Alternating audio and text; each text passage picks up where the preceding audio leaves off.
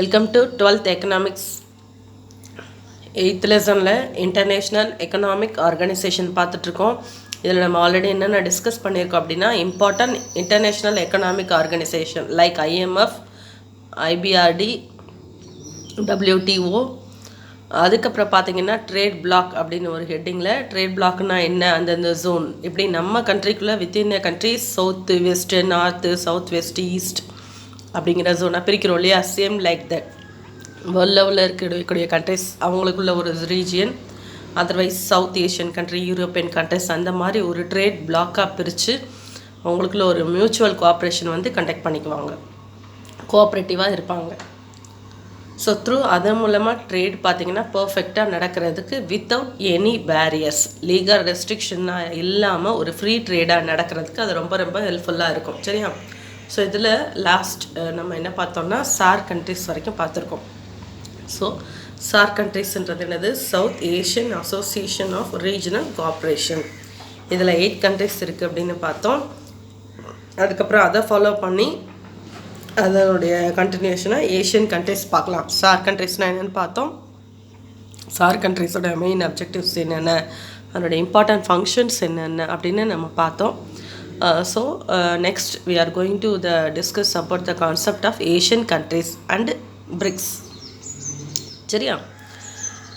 So அதில் first one பாரு, ASEAN countries. So இதோட ஃபுல் ஃபார்ம் பாரு, Association of South east Asian Nations.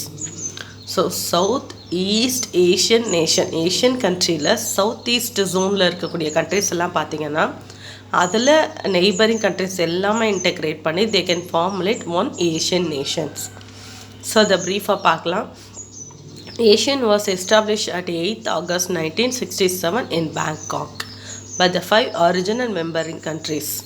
So இதை ஃபஸ்ட்டு ஸ்டார்ட் பண்ணுறப்ப 1967 இதை ஸ்டார்ட் பண்ணாங்க. அப்போ என்னென்ன கண்ட்ரிஸ் இதில் என்னென்ன இருந்ததுன்னு பாரு.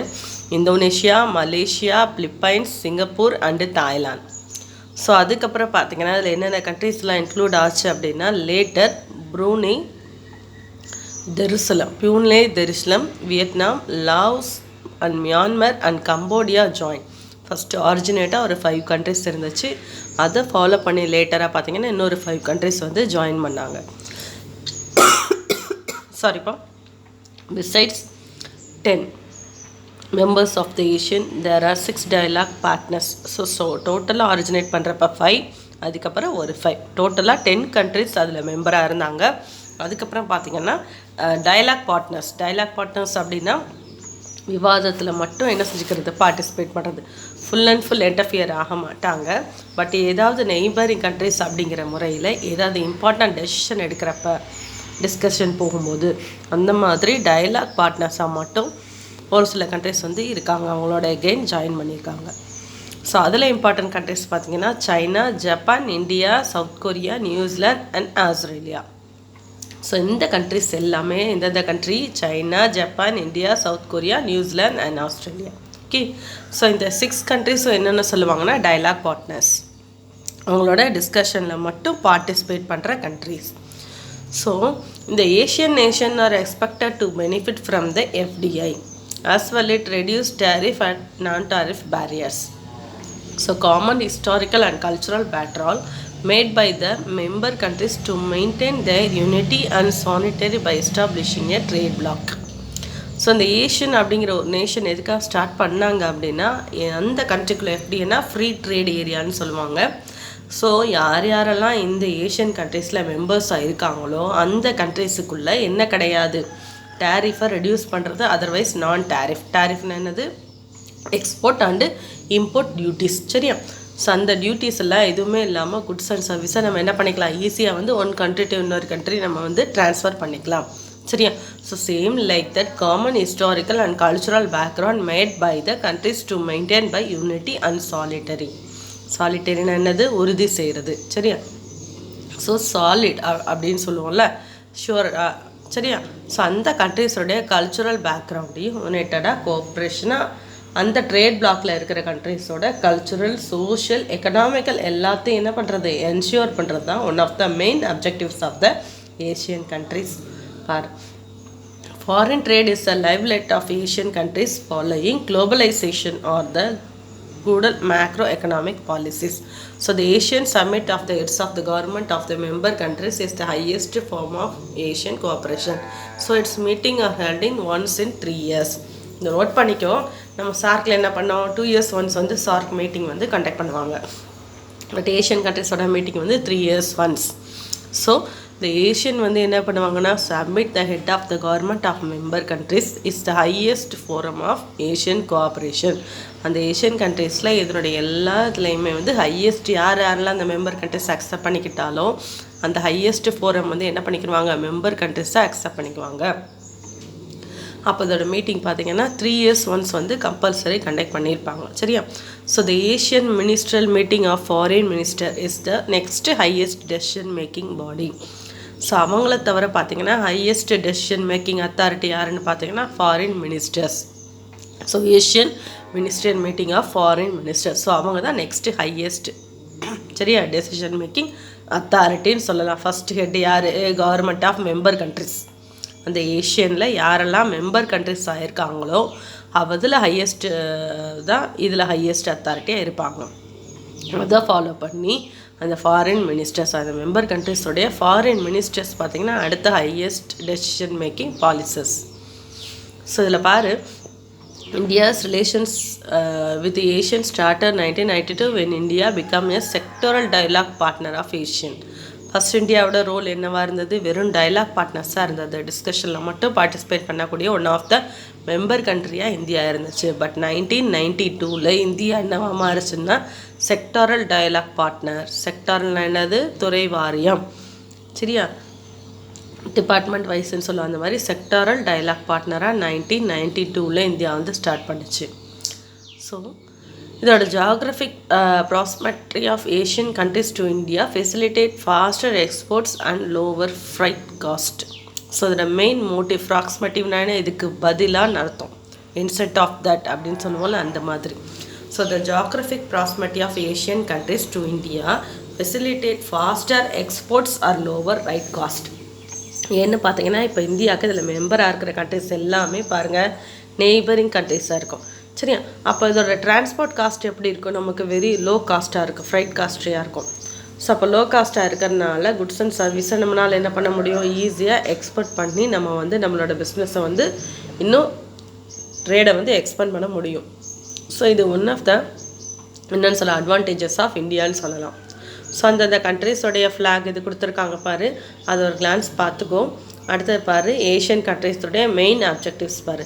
To accelerate economic role and social progress and cultural development in that region. So இதில் யாரெல்லாம் மெம்பர் கண்ட்ரியாக இருக்காங்களோ அந்த கண்ட்ரிஸோடைய எக்கனாமிக் க்ரோத்தை டெவலப் பண்ணணும். சரியா? So economic growth as well as cultural social progress இது எல்லாத்தையுமே இம்ப்ரூவ் பண்ணுறது one of the main objectives of the ASEAN countries. அடுத்தது பார்த்தீங்கன்னா to promote regional peace and stability and adherence to the principles of the United Nations Charter. Adherence என்னது, கடைப்பிடிக்கிறது, follow பண்ணுறது. சரியா? So regional piece, so அந்த வட்டாரம் south zone அப்படின்னு சொல்லுவோம்ல ASEAN countries அப்படிங்கிறது south east Asian nation. So ASEAN கண்ட்ரிஸோடைய அந்த சவுத் ஈஸ்ட் ஜோனில் இருக்கக்கூடிய எல்லா மெம்பர் கண்ட்ரிக்கும் தேவையான அதில் இருக்கிற பீஸ், எப்படி நம்ம செக்யூரிட்டி ப்ரொவைட் பண்ணலாம், எப்படி ஸ்டெபிளாக வச்சுருக்கலாம், எப்படி அமைதியாக வச்சுக்கலாம். ஸோ அது ரிலேட்டடாக இருக்கக்கூடிய பிரின்சிபல்ஸை ஃபாலோ பண்ணி கொடுக்குறது த்ரூ யுனைடெட் நேஷன் சார்ட்டர் மூலமாக இதை. சரி, அடுத்தது பார்த்தீங்கன்னா to promote cooperation among the members of ASEAN through the exchange of knowledge and experience and field of public sector auditing. So அடுத்தது ஏஷியன் கண்ட்ரிஸோட மெயின் அப்ஜெக்டிவ்ஸ் பார்த்திங்கன்னா மெம்பர் கண்ட்ரிஸுக்கு தேவையான ஆடிட்டிங் ஃபெசிலிட்டியை ப்ரொவைட் பண்ணி கொடுக்குறது. சரியா? ஏன்னா நம்ம அந்த குட்ஸ் அண்ட் சர்வீஸ் எக்ஸ்போர்ட் பண்ணுறப்ப இம்போர்ட் பண்ணுறப்ப ட்ரேடை டெவலப் பண்ணுறப்ப ஸோ பார்த்திங்கன்னா ஆடிட் வந்து it's a very very important. So அந்த ஆடிட்டிங்கில் அந்த நாலேஜ் இருக்கும்ல, ஸோ எக்ஸ்சேஞ்ச் ஆஃப் நாலேஜை அவங்களுக்கு எக்ஸ்சேஞ்ச் பண்ணி கொடுக்குறது ஆடிட்டிங் நாலேஜை. சரியா? ஸோ அப்போ அந்த மெம்பர் கண்ட்ரிக்கு என்ன இருக்கும், இன்னும் கொஞ்சம் ட்ரேடு வந்து பார்த்திங்கன்னா ஈஸியாக இருக்கும். ஸோ அந்த ஃபெசிலிட்டிஸும் யார் ப்ரொவைட் பண்ணி கொடுக்குறாங்க, ஏஷியன் கண்ட்ரிஸ். ஸோ அடுத்து பார்த்திங்கன்னா to provide A conductive environment and facilities for research training and education among the member countries. So between the countries என்ன பண்ணுறாங்க, என்விரான்மெண்டல் எப்படி ப்ரொடெக்ட் பண்ணலாம், ஸோ என்னென்ன இதில் வந்து என்னென்ன இண்டஸ்ட்ரீஸில் வந்து கோல் இதில் ரிசர்ச் பண்ணலாம், எப்படி ட்ரைனிங் ப்ரோக்ராம் கொடுக்கலாம். ஸோ டெவலப்டு கண்ட்ரிஸ் இந்த மாதிரி டிஃப்ரெண்ட் நேஷன்ஸ் வந்து அதில் மெம்பர்ஸாக இருப்பாங்க. ஸோ அந்த கண்ட்ரியில் இருக்கக்கூடிய பீப்புளை வந்து standard of living of education வந்து எப்படி இம்ப்ரூவ் பண்ணலாம், இதையும் யார் பண்ணுறா, இந்த ஏஷியன் கண்ட்ரிஸ் வந்து பண்ணுறாங்க. சரியா? Next TUSA and the Center of Information and Asia link with other international organization. நம்ம ஆல்ரெடி ஏஷியன்ஸ் ஆர்கனைசேஷனில் பார்த்தோம் இல்லையா, other international organisation like IMF, IBRT, WTO இந்த மாதிரி அதர் இன்டர்நேஷ்னல் ஆர்கனைசேஷன் கூட மியூச்சுவல் கோஆப்ரேஷன் மூலமாக ஏஷியன் லிங்க் வச்சுருக்கிறதுனால அதுலேருந்து கிடைக்கிற பெனிஃபிட்டும் இந்த கண்ட்ரிஸ்க்கு கிடைக்கிற மாதிரி பண்ணுறது. So these are the main objectives of the ASEAN countries. அடுத்தது பாரு, இதோடைய இம்பார்ட்டன்ட் ஃபங்க்ஷன்ஸ் என்னென்னு பாரு, மோராலஸ் அதே தான் திருப்பி வரும். It facilitate free movements of goods and services and investment within ASEAN by creating a single regional market like the European Union. So நம்ம ஆல்ரெடி பார்த்தோம், யூரோப்பியன் யூனியன்னா யூரோப்பியன் கண்ட்ரிஸ் எல்லாம் சேர்ந்து ஒரே குரூப்பாக நம்ம எப்படி G20 கண்ட்ரிஸ், யூரோப்பியன் கண்ட்ரிஸ் அப்படின்னு பார்ப்போம் இல்லையா. ஸோ அவங்க எல்லாம் அவங்களுக்குலாம் எப்படி ஒரு மியூச்சுவல் கோஆப்ரேஷனோட ட்ரேடை ஸ்மூத்தாக கொண்டு போகிறாங்களோ, சேம் லைக் தான் நம்மளும் இந்த ஏஷியன் கண்ட்ரிஸ்குள்ளே என்ன பண்ணலாம், குட்ஸ் அண்ட் சர்வீஸாக இருக்கலாம், இன்வெஸ்ட்மெண்ட்டாக இருக்கலாம், டெக்னாலஜிக்கலாக இருக்கலாம், சயின்டிஃபிக் சீக்ரெட்ஸாக இருக்கலாம். ஸோ இதை வந்து என்ன பண்ணலாம், லீகல் ரெஸ்ட்ரிக்ஷன் இல்லாமல், லீகல் பேரியர்ஸ் இல்லாமல் ஃப்ரீயாக குட்ஸ் அண்ட் சர்வீஸை நம்ம வந்து எக்ஸ்சேஞ்ச் பண்ணிக்கலாம். சரியா? ஸோ அடுத்தது செகண்ட் ஒன் பாரு, it provides free access to the market some one member countries to the market of all other member country, thus fostering growth in the region. Next second ஒன்று பார்த்தீங்கன்னா free access to the market டாஸ். So ஒரு கண்ட்ரிக்கு கிடைக்கிறது மற்ற கண்ட்ரிக்கும். சரி, அப்போ for example பாரு, இப்போ ஒரு கண்ட்ரியில் ஒரு ப்ரொடியூசர் இருக்கிறாங்க அப்படின்னு வச்சுக்கோ, சேல்ஸ்மேன். அவங்க கிடைக்கக்கூடிய அந்த குட்ஸு எல்லா கண்ட்ரிக்கும் என்னது ஸ்மூத்தாக, எந்த ஒரு பேரியர்ஸும் இல்லாமல், எந்த ஒரு தடையும் இல்லாமல் எல்லா கண்ட்ரிக்கும் கிடைக்கிற மாதிரி பண்ணுறது. ஒரு கண்ட்ரியில் மேனுஃபேக்சர் பண்ணி ப்ரொடியூஸ் பண்ணக்கூடிய ஒரு கமாடிட்டி, சேல்ஸுக்கு ரெடியாக இருக்கக்கூடிய ஒரு கமாடிட்டி, இது எல்லா கண்ட்ரிலையும் எந்தவித ரெஸ்ட்ரிக்ஷன் இல்லாமல் ஸ்மூத்தாக போகிறதுக்கான ஒரு வசதியை செஞ்சு கொடுக்குறது. நெக்ஸ்ட்டு பார்த்தீங்கன்னா, it improves the business competitiveness between business from different countries and also narrow development gaps between member countries. So between countries business காம்படிட்டிவாக என்ன பண்ணுது அப்படின்னா இது க்ரியேட் பண்ணுது. But at the same time narrow developmental gaps between member countries. So எல்லா member கண்ட்ரிக்குமே equal importance கொடுக்கறதுனால ரெண்டு கண்ட்ரிஸ்க்கு நடுவில் இருக்கக்கூடிய கேப்பை இது வந்து என்ன செய்யுது, ரெடியூஸ் பண்ணுது. அதாவது well developed countries, under developed country, less developed country அப்படிங்கிற அந்த பேரியர்ஸை வந்து இன்இக்வாலிட்டியை ரெடியூஸ் பண்ணுது. It paves a way of market and investment opportunities for the member nation. அந்த மெம்பர் நேஷனுக்கு அவங்களுடைய கமாடிட்டியை மார்க்கெட்டிங் ஃபெசிலிட்டி, நிறைய இன்வெஸ்ட்மெண்ட் ஆப்பர்ச்சுனிட்டிஸ் ப்ரொவைட் பண்ணுறது மூலமாக ட்ரேடை இம்ப்ரூவ் பண்ணுறதுக்கு தேவையான எல்லா ஃபெசிலிட்டியும் ப்ரொடியூஸ் பண்ணி கொடுக்குறது. அடுத்தது, it fosters cooperation in many areas including industry and trade. So இதோட மெயின் இது என்னது, எல்லா இதுலேயுமே not only for industry, not only for trade, இது மட்டும் இல்லாமல் எல்லா இதுலேயுமே வந்துட்டு மியூச்சுவல் கோஆப்ரேஷனை வந்து க்ரியேட் பண்ணி கொடுக்குறது. ஓகேவா? So all the ASEAN economics experienced a great economic crisis in the year of 1997. So இதில் என்ன கொடுத்துருக்காங்க, இந்த ஏஷியன் கண்ட்ரீஸில் எல்லாமே பார்த்திங்கன்னா 1997 ஒரு எக்கனாமிக் கிரியேட்ஸ் வந்து ஒரு கன்ஃபியூஷனான சுச்சுவேஷன் எல்லாருமே அதை வந்து எக்ஸ்பீரியன்ஸ் பண்ணாங்க 1997. சரியா? So these are the main objectives of the ASEAN countries. Okay, so next topic பாருங்கடா, பிரிக்ஸ் கண்ட்ரிஸ். ஸோ ஆல்ரெடி நம்ம என்ன பார்த்தோம், சார்க் பார்த்தோம், ஏஷியன் நேஷன்ஸ் பார்த்தோம். நெக்ஸ்ட் பார்த்திங்கன்னா பிரிக்ஸ் நேஷன் பார்க்கலாம். ஸோ இந்த பிரிக்ஸ் அப்படிங்கிறது பார்த்திங்கன்னா 5 மேஜர் எமர்ஜிங் நேஷனல் எக்கனாமி. சரி, எமர்ஜிங்னானது டெவலப்பிங், அதாவது வளர்ந்து வர அப்படின்னு சொல்கிறாங்களே. ஸோ அந்த மாதிரி டெவலப்பிங் 5 கண்ட்ரிஸ் சேர்ந்து ஸ்டார்ட் பண்ண ஒரு association, otherwise organisation described as the BRICS nation. So அந்த கண்ட்ரிஸோட ஃபர்ஸ்ட் லெட்டர்லாம் சேர்த்து they have to BRICS, Brazil, Russia, India, China and South Africa. So first பார்த்திங்கன்னா எக்ஸப்ட் சவுத் ஆஃப்ரிக்கா அதை தவிர அதர் 4 கண்ட்ரிஸோடைய ஃபர்ஸ்ட் லெட்டர் சேர்த்து ஃபஸ்ட்டு இது என்னன்னு சொன்னாங்க, பிரிக் நேஷன் அப்படின்னு சொன்னாங்க. Brazil, Russia, India and China, இது 4 மட்டும் தான் ஃபஸ்ட்டு இருந்துச்சு. 4 வேர் த பிரிக். சரியா? First induction of the South Africa in 2010. So அது வரைக்கும் 4 கண்ட்ரி தான் இருந்துச்சு. அதுக்கப்புறமா 2010க்கு அப்புறம் வந்து என்ன ஆச்சு, சவுத் ஆஃப்ரிக்கா ஜாயின் பண்ணிச்சு. சரியா, 5 மேஜர் எமர்ஜிங், அதாவது எமர்ஜிங் அப்படின்னா வளர்ந்து வர ஒரு டெவலப்பிங் 5 கண்ட்ரிஸ் சேர்ந்து ஸ்டார்ட் பண்ண ஒரு association, otherwise organisation. We described about the BRICS nation. So இந்த கண்ட்ரிஸோட ஃபர்ஸ்ட் லெட்டர்லாம் சேர்த்து they have to described as a BRICS nation. For Brazil, Russia, India, China and South Africa.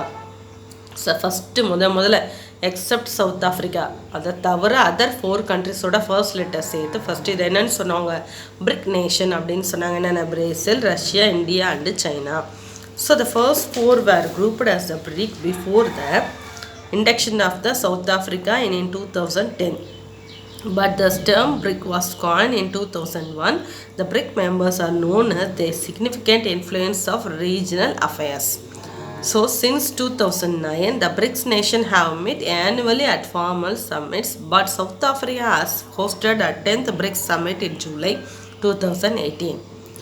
So 1 year once பார்த்தீங்கன்னா as usual என்ன பண்ணுவாங்கன்னா, அவங்களுடைய மீட்டு ஒரு குரூப் டிஸ்கஷன் மாதிரி அவங்களுக்குள்ள ஒரு கண்ட்ரிஸ்குள்ளே பார்த்தீங்கன்னா they can formulate some important decisions. அதுக்கப்புறம் பார்த்தீங்கன்னா 2018ல் 10th BRICS வந்து எங்கே சப்மிட் பண்ணாங்க அப்படின்னா சவுத் ஆஃப்ரிக்காவில். பாரு, the agenda for BRICS Summit 2018, it includes inclusive groups, trade issues, global governance, shared prosperity and international peace and security. இதில் 2018ல் சொன்னேன் இல்லையா 10th BRICS கான்ஃபரன்ஸ். ஸோ அது வந்து சவுத் ஆஃப்ரிக்காவில் கண்டக்ட் பண்ணுறாங்க. ஸோ அது மூலம் they can take some decision. அது important decisions என்ன அப்படின்னு பார்த்தீங்கன்னா இன்க்ளூசிவ் க்ரோத், உள்ளார்ந்த, இன்க்ளூசிவ்னா உள்ளார்ந்த. ஸோ அந்த 5 கண்ட்ரிஸோடைய எக்கனாமிக் டெவலப்மெண்ட், எக்கனாமிக் க்ரோத்தை வந்து இம்ப்ரூவ் பண்ணணும். ஸோ ட்ரேட் இஷ்யூஸ், அதுக்கப்புறம் பார்த்தீங்கன்னா வித்தின் த மெம்பர் கண்ட்ரிஸ்குள்ளே ட்ரேட் ரிலேட்டடாக இருக்கக்கூடிய எல்லா லீகல் ரெஸ்ட்ரிக்ஷனையும் குறைச்சி ஃப்ரீ ட்ரேடாக அதை வந்து இன்னும் இன்புட் பண்ணணும். ஸோ அடுத்தது பார்த்தீங்கன்னா குளோபல் கவர்னன்ஸ். குளோபல் கவர்னன்ஸ்னால் என்னது, வேர்ல்டு லெவலில் லீகலாக நீதி நேர்மைன்னு சொல்லக்கூடிய அந்த மாரல், ஸோ இதை டெவலப் பண்ணுறது. அடுத்து சேட் ப்ராஸ்பரிட்டினா என்னது, ப்ராக்ரஸ்ன்னு சொல்லுவோம்ல. எந்தெந்த கண்ட்ரியில் எதெல்லாம் சர்ப்ளஸாக அதுவோ அதர்வைஸ் எக்ஸஸாக இருக்குதோ, அந்த டெக்னாலஜிக்கலாக இருக்கலாம், கேபிட்டலாக இருக்கலாம், இன்வெஸ்ட்மெண்ட்டாக இருக்கலாம். ஸோ இது எல்லாத்தையும் மற்ற கண்ட்ரிஸ்க்கு கொடுத்து பிட்வீன் தட் மெம்பர் கண்ட்ரிக்குள்ளே ஷேர் பண்ணிக்கிறது. ஸோ ஃபைனலாக they can provide the international peace and security. இப்போ வேர்ல்டு லெவலில் எஸ்பெஷலி இந்த 5 நேஷன்ஸ்குள்ளே அமைதியை வந்து என்ன செய்யணும், பீஸ் அண்ட் செக்யூரிட்டியை மெயின்டைன் பண்ணணும். சரியா, so these are the main important objectives of the BRICS nation. So இதோட ஹெட் குவார்ட்டர்ஸ் பாரு, ஷாங்காயில் இருக்குது, சைனாவில் ஷாங்காய் அப்படிங்கிற இடத்துல இருக்குது. So the new development bank formally refer to the BRICS development was established by BRICS states. So BRICS states எல்லாம் சேர்ந்து they can create the new development bank அப்படின்னு ஒரு பேங்க்கை வந்து கிரியேட் பண்ணியிருக்கிறாங்க. ஸோ த்ரூ இதன் மூலமாக என்னென்னா BRICS development bank was established by BRICS states. So Brazil, Russia, India, China, South Africa இந்த நேஷன்ஸ்குள்ளே தேவைப்படுற எமர்ஜென்சி சிச்சுவேஷனுக்கு தேவையான ஃபண்டை என்ன பண்ணலாம், இவங்களுக்குள்ள ஒரு பேங்க் மாதிரி செட்டப் பண்ணிக்கிட்டு அதுலேருந்து தேவையானப்போ they can borrow from that bank. So the first BRICS summit was held at Moscow and South Africa hosted the 10th conference at Johannesburg in July 2018. India had an opportunity of hosting 4th and 8th submission in 2012 and 2016 respectively. BRICS nation start பண்ணதுக்கு பிறகு பார்த்தீங்கன்னா first இது எங்கே பிரிக்ஸோட agenda வந்து ஃபோரமை எங்கே submit பண்ணாங்க அப்படின்னு பார்த்தோன்னா மாஸ்கோவில். நல்லா நோட் பண்ணிக்கோ, ஃபஸ்ட்டு பிரிக்ஸ் மாநாடு எங்கே நடந்தது அப்படின்னா மாஸ்கோ. லாஸ்ட்டாக நடந்தது 10th கான்ஃபரன்ஸ். சரி, அந்த 10th கான்ஃபரன்ஸ் எங்கே நடந்தது அப்படின்னா சவுத் ஆஃப்ரிக்காவில் ஜான்ஸ்பர்க் அப்படிங்கிற இடத்துல ஜூலை 2018. ஸோ இந்தியாவில் பார்த்தீங்கன்னா 2 டைம் இந்த கான்ஃபரன்ஸ் வந்து ஹெல்ப் பண்ணியிருக்காங்க. ஒன்று வந்து 4th கான்ஃபரன்ஸ், அனதர் ஒன் வந்து 8th conference. So 4th conference வந்து 2012லையும் 8th கான்ஃபரன்ஸ் வந்து 2016லேயும் அவங்க வந்து லான்ச் பண்ணியிருக்காங்க. ஸோ ஒரு இன்ட்ரெஸ்டிங் ஃபேக்டர்ஸ் ஆஃப் பிரிக்ஸ் பாரு, the BRICS countries max up to 21% of global GDP. They have increased their share of global GDP therefore in the past 15 years. So அது வந்து ஒரு excellent contribution. Total GDP world லெவலில் total ஜிடிபியில் இந்த 5 நேஷன்ஸில் வந்து 21% வந்து total ஜிடிபியில் include ஆகிருக்கு. இதில் பார்த்தீங்கன்னா லாஸ்ட் 15 இயர்ஸில் 3-fold அது 3 மடங்கு ஜிடிபி வந்து இன்க்ரீஸ் ஆகிருக்கு. ஸோ அடுத்தது பாருங்கள், பாப்புலேஷன். இந்தியா சைனா இந்த 2 கண்ட்ரியும் இப்போ டாப்பஸ்ட் பாப்புலேஷனாக இருக்கிறதுனால nearly 43% of the world population எந்த கண்ட்ரியில் இருக்குன்னா பிரிக்ஸ் நேஷனில். சரியா? அடுத்தது பாரு, the BRICS countries have combined foreign reserves of an estimated for $4.4 trillion. So இந்த கண்ட்ரிஸ், அந்த 5 கண்ட்ரிஸும் சேர்ந்து ஃபாரின் ரிசர்வ், அந்நிய செலாவணி இருப்புன்னு சொல்லுவோம்ல, ஸோ அந்த ஃபாரின் எக்ஸ்சேஞ்ச் ரிசர்வ் எவ்வளோ வச்சுருக்காங்க அப்படின்னா $4.4 trillion ருப்பீஸ் அளவுக்கு, டாலர் அளவுக்கு அவங்க ஃபாரின் ரிசர்வாக வச்சுருக்காங்க. ஸோ இந்த 5 நேஷன்ஸ் மட்டும். சரி, அடுத்தது இதோடைய இம்பார்ட்டன்ட் அப்ஜெக்டிவ்ஸ் அண்ட் ஃபங்க்ஷன்ஸ் பார்க்கலாம். So first objectives of BRICS கண்ட்ரிஸோட மெயின் அப்ஜெக்டிவ்ஸ் என்னது? To increase the trade cooperation by making at exclusive trade bloc. So between member nation and outside the neighbouring countries, எல்லா கண்ட்ரிஸோடையும் ஒரு mutual கோஆப்ரேஷனோட ட்ரேடை வந்து free ட்ரேடாக கொண்டு வரணும் அப்படிங்கிறது தான் main objectives of the BRICS. So மற்ற அசோசியேஷனுக்கு இல்லாத, லைக்ஸார் ஏஷியன் இல்லாத ஒரு ஸ்பெஷல் இம்பார்ட்டன்ட் அப்ஜெக்டிவ்ஸ் பாரு. It's a very very important point. So அதாவது யூஎஸ் டாலருக்கு ஈக்குவலான அனதர் ஒன் கரன்சியை வந்து இந்த 5 நேஷன்ஸ்லேருந்து ஒரு கண்ட்ரியோட கரன்சியை ஃபைண்ட் அவுட் பண்ணணும் இதோடைய main objective. To use currency other than US dollar. Since dollar is a dominant currency and US can control the flow of dollar, so BRICS help in the countries operating with alternative countries. So அப்போ டாலருக்கு ஈக்குவலான ஒரு alternative கரன்சியை என்ன பண்ணணும், இந்த 5 கண்ட்ரீஸ்லேருந்து ஏதாவது ஒரு கரன்சியை வந்து கொண்டு வரணும் அப்படிங்கிறது main objectives of the BRICS. But இது வந்து how care they succeed in the respect not much. எதிர்பார்த்த அளவுக்கு இது வந்து என்ன ஆகலை, சக்ஸஸ்ஃபுல்லாக நடக்கலை. அடுத்தது to increase the regional cooperation, ட்ரேட்லேயும் கோஆப்ரேஷனை கொண்டு வரணும். அட் த சேம் டைம் அந்த ரீஜனலாக south zone, west zone, north zone அப்படிங்கிற மாதிரி அந்த பிளாக்காக அந்த பர்டிகுலர் ரீஜன்லேயும் பெஸ்ட் கோஆப்ரேஷனை கொண்டு வருது. சரியா? அடுத்தது பார்த்திங்கன்னா to create a separate trade bloc made for developing countries for trade cooperation. So developing கண்ட்ரீஸுக்குன்னு தனியாக என்ன பண்ணுறது, ஒரு ட்ரேட் பிளாக் மாதிரி க்ரியேட் பண்ணி பிட்வீன் த கண்ட்ரீஸ் இன்னமும் குயிக்காக டெவலப்டு நேஷனாக மாறதுக்கு என்னெல்லாம் ஸ்டெப்ஸ் எடுக்கணுமோ த்ரூ ட்ரேட் மூலமாக அதையும் கொண்டு வரது one of the main objectives of the BRICS nation. அடுத்தது பாருங்கள், ஃபங்க்ஷன்ஸ் ஆஃப் பிரிக்ஸ். நெக்ஸ்ட் இதோட இம்பார்ட்டன்ட் ஃபங்க்ஷன்ஸ் பார்க்கலாம். It acts as a promoter of more legitimate international system and also advocating reform of the UN security council. UN செக்யூரிட்டினானது ஐநா சபைன்னு சொல்லுவோம்ல. So இவங்க எப்படி ஒரு ப்ரொமோட்டர்னால் யாரை டெவலப் பண்ணுறது எது அப்படின்னு சொன்னால் இன்டர்நேஷ்னல் சிஸ்டம். ஸோ இன்டர்நேஷ்னல் சிஸ்டத்தில் ரிஃபார்ம்ஸை த்ரூ யார் மூலமாக, யூஎன் செக்யூரிட்டிக்கு கவுன்சிலுக்கு தேவையான எல்லா சப்போர்ட்டும் ப்ரொவைட் பண்ணி கொடுக்குறது one of the main objective of the BRICS. So international சிஸ்டத்தில் நல்லா நோட் பண்ணு, இன்டர்நேஷ்னல் சிஸ்டத்தில் என்னெல்லாம் ரிஃபார்ம்ஸ் கொண்டு வரலாம், சீர்திருத்தம் கொண்டு வரலாம் அப்படின்னு டிசைட் பண்ணி அதை ப்ரமோட் பண்ணுறதுக்காக யூஎன் கவுன்சில் என்ன பண்ணுறாங்க, இவங்க வந்து அவங்களுக்கு சப்போர்ட் பண்ணி அதை வந்து இன்னமும் டெவலப் பண்ணுறாங்க. அடுத்தது பார்த்திங்கன்னா this group of nation is specially main for south framework of cooperation. So இந்த கண்ட்ரிஸ் பார்த்திங்கன்னா யாரோட கோஆப்ரேஷன்மா, south zone. So especially south ஜோனில் இருக்கக்கூடிய கண்ட்ரிஸோட கோஆப்ரேஷனை இன்னும் டெவலப் பண்ணுறது, அதுக்கு தகுந்த மாதிரியான ஃப்ரேம் ஒர்க்னா என்னது, டிசைன். தட் மீன்ஸ் வடிவமைத்தல்.